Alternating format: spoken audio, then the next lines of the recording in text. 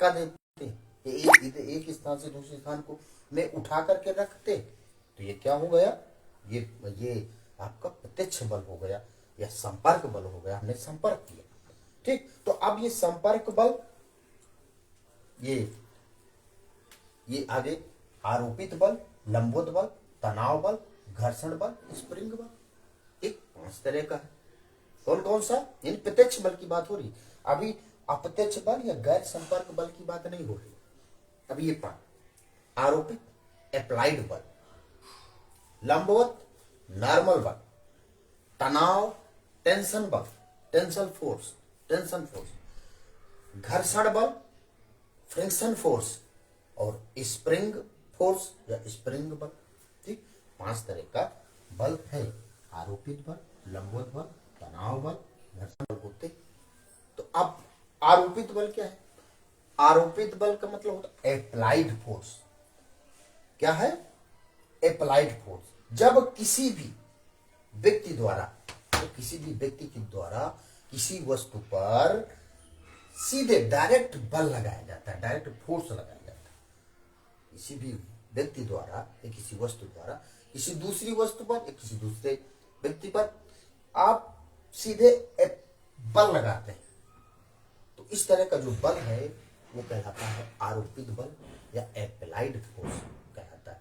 जैसे मान लिया आप देखते होंगे, खोलते हैं या धक्का देते, पुश करते, तो ये कौन सा बल है?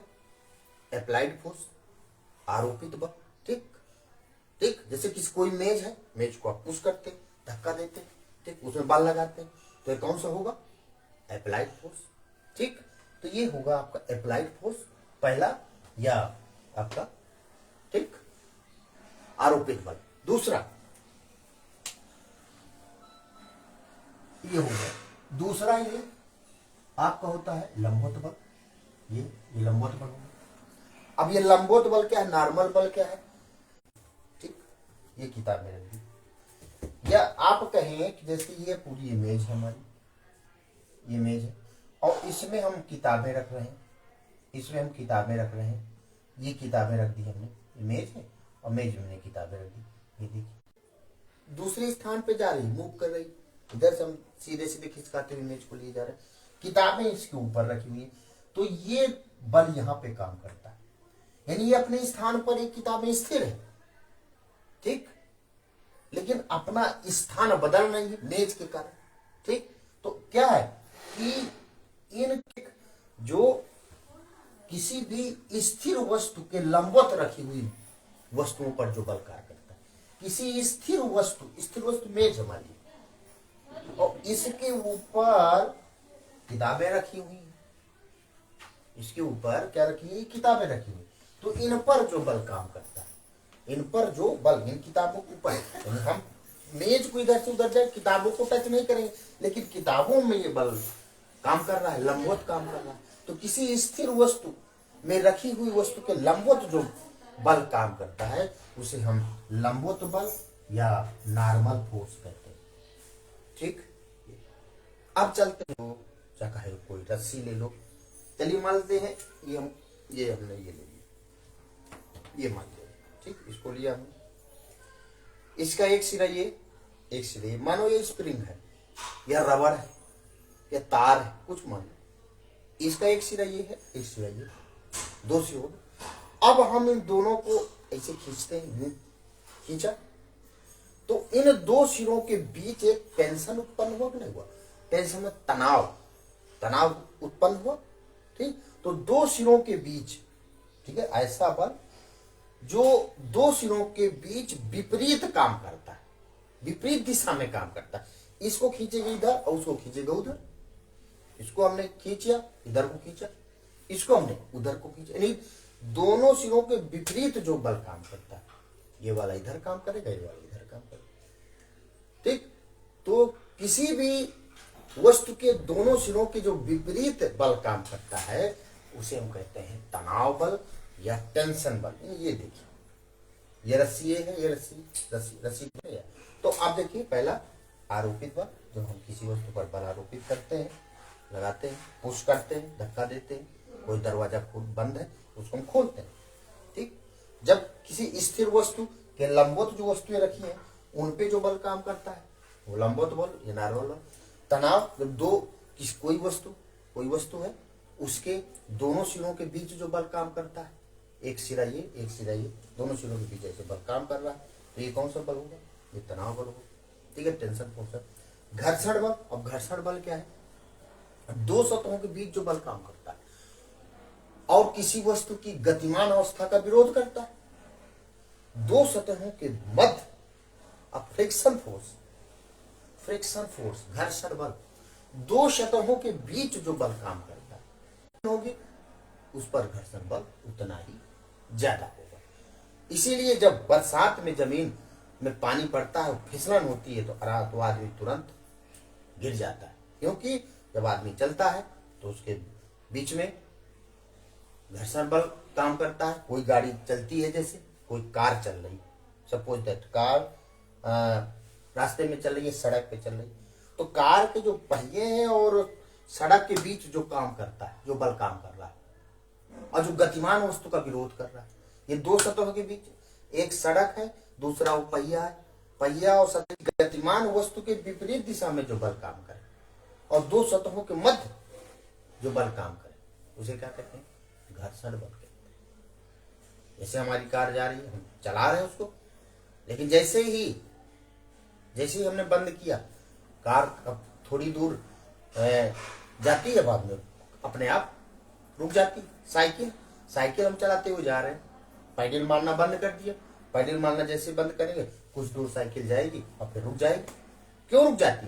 क्योंकि वहां पर घर्षण बल काम करता है। दो सतहों के बीच साइकिल का पहिया है, उसकी सतह रास्ता है या सड़क है जिससे साइकिल चल रही, उन दोनों सतहों के बीच का प्रयास करता है, दैट इज फ्रिक्शन फोर्स या घर्षण बल कहलाता है। चलिए, अब आता है स्प्रिंग बल। कभी आपने जैसे मेला गए हैं, मेला मार्केट, तो वहां पर एक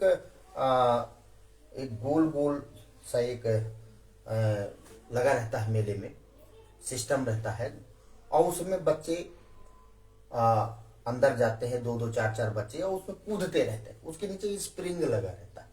ठीक, तो बच्चे जैसे ही उसमें नीचे पुश करते हैं, कूदते हैं, तो उतर ऊपर उछलते हैं।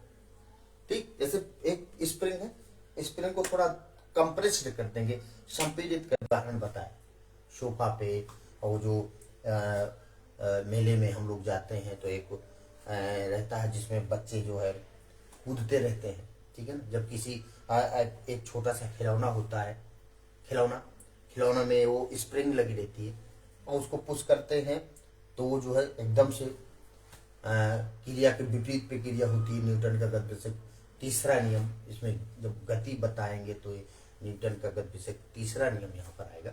ठीक है ना, तो कहने का मतलब है किसी जो संपीड़ित वस्तु है, कोई दबी हुई वस्तु है या खींची हुई स्प्रिंग है, तो जब दबी हुई वस्तु या खींची हुई स्प्रिंग द्वारा किसी दूसरी वस्तु पर जो बल काम करता है, कोई दबी हुई वस्तु होगी तो दब जाएगी।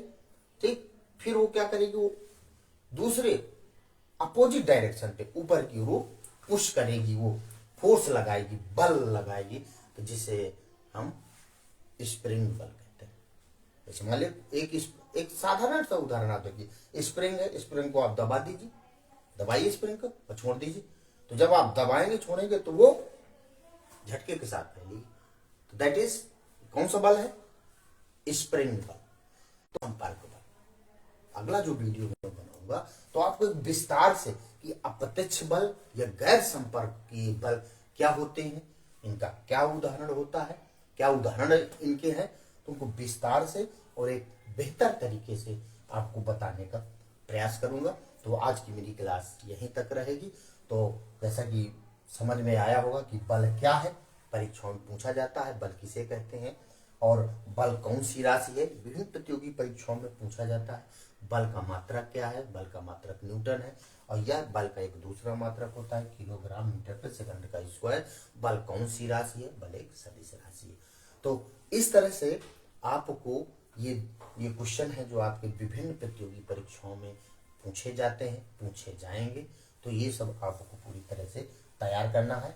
और जो छोटी कक्षाएं जैसे 9, 10 और 11 इस तरह की जो कक्षाएं हैं, इसमें से जो भौतिक विज्ञान का जो टॉपिक होता है बल, उसमें ये प्रश्न पूछे जाएंगे कि बल क्या है, बल कितने, या फिर बल कौन सी राशि है, तो बल एक सदिश राशि है। इसके बाद और F बराबर ma, ठीक है ना, F बराबर ma, ये जरूर याद रखना है, F बराबर ma, ठीक है।